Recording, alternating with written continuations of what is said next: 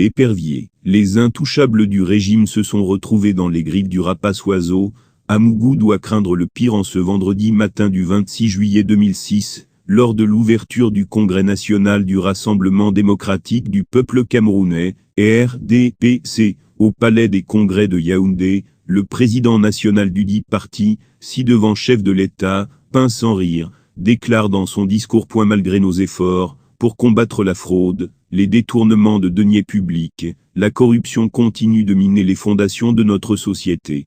J'ai eu à m'exprimer souvent sur le sujet, et à dire ma détermination à éradiquer ces comportements asociaux.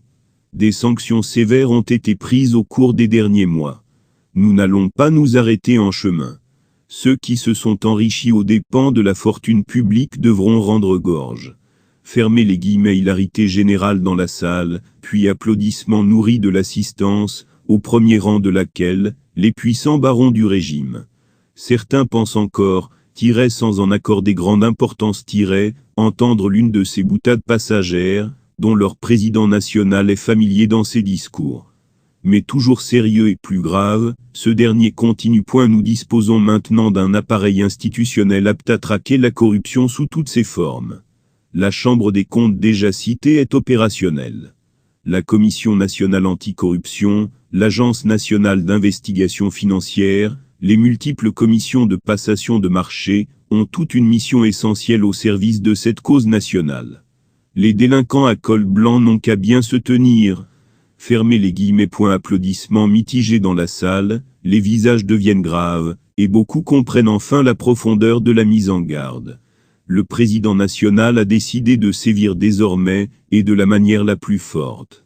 Tout ceci relève d'un contexte dans lequel le Cameroun est numéro 1 mondial depuis plusieurs années, sans dauphin, du pays le plus corrompu au monde. Le chef de l'État, par ailleurs président national du RDPC, le parti au pouvoir, a enfin décidé de prendre le taureau par les cornes.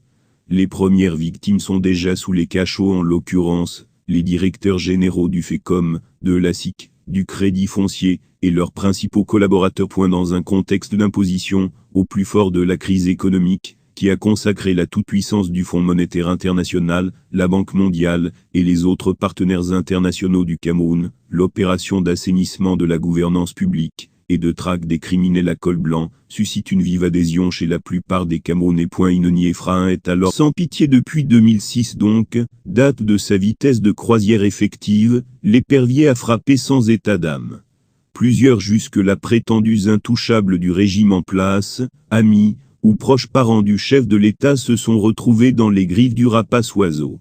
Tout un gouvernement s'est ainsi retrouvé derrière les barreaux. Ils sont ainsi des centaines, voire plus, de victimes, anciens premiers ministres et ministres, anciens secrétaires généraux de la présidence de la République, directeurs généraux et assimilés, diplomates, officiers supérieurs des forces de défense, hommes de droit, fonctionnaires, hommes d'affaires, etc.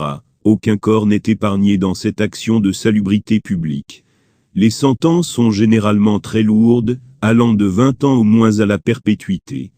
Parmi les plus célèbres victimes de l'opération, on peut citer pêle-mêle les anciens secrétaires généraux de la présidence de la République Titus Edzoa, Jean-Marie Atangana Mebara et Marafa Hamidou Yeya, Ephraim Inoni, ancien Premier ministre, Polycarpe Bababa, ancien ministre de l'économie et des finances, Urbain Olangna de la santé, Edgar Alain Mebngou de la défense, Aman Adama et Louis Babab des enseignements secondaires, Basile Atangana Kouna de l'eau et de l'énergie, les anciens directeurs généraux Gervais Mendoze et Amadou Vamoulk de la CRTV, Alphonse Siamsio du port autonome de Douala, Yves-Michel Fotso de la Camer, Zaka Emingo Forgindam des chantiers navals et industriels du Cameroun, Roger Ntongongen des aéroports du Cameroun, Gilles Roger Belinga de la SIC, Emmanuel Gérard Rondondon du FECOM, Iya Mohamed de la Sotte-Goton, Jean-Baptiste Guignefa de la SCDP, Edou Joseph du Crédit Foncier, Jean-William Solo de Convoité, l'ancien délégué du gouvernement auprès de la communauté urbaine de Douala, colonel Etonde Goto, l'ancien administrateur du fonds routier Atangana Biko et Jean-Claude, l'avocate Lydienne Eyoum, l'homme d'affaires Michel Thierry Atangana, pour ne citer que ceux-là,